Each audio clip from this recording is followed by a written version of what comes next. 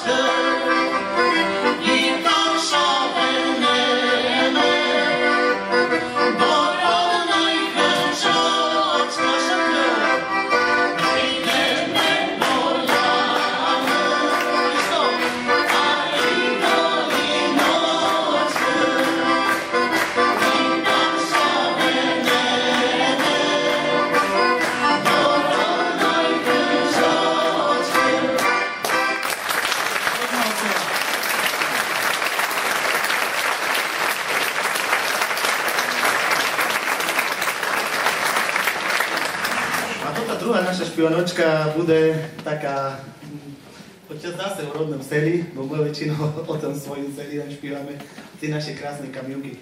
Posluchajte.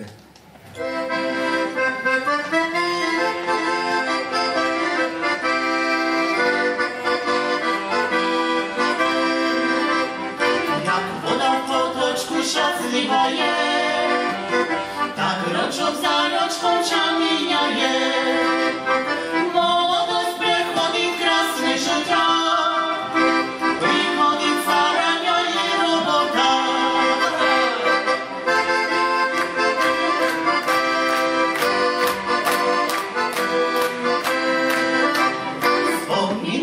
švíti mám chuňaňka, što mene chovali od maleka.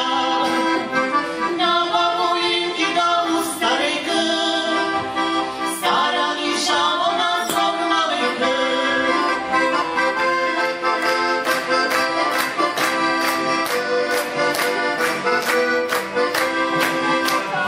Na silu rodinu sestr brata, na svojim jedných kamaráta. Na mísaní chvíli to prekrásne, náročko mladé bezstarostné.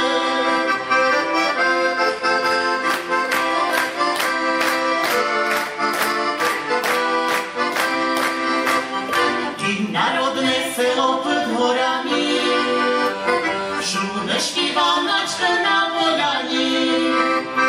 Dajže Bože milý oddychnutý, do rodného kraju šavernutý. Dajže Bože milý oddychnutý, do rodného kraju šavernutý.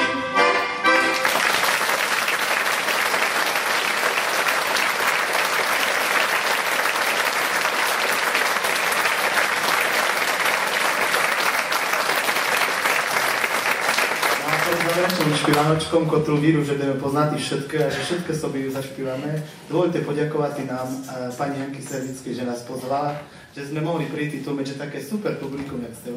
A ja vírim, že jak sme tu všetky, či Šarišané, či Rusnáci, či Slováci, budeme v jedno trimáty a že budeme všetko ku sobi tak milé, jak Hanka Servická to sobi želala. Ja som dúmam, že ona to tak aj prednáša do svojich špivanočkov. Takže oj nám horí tri topoly.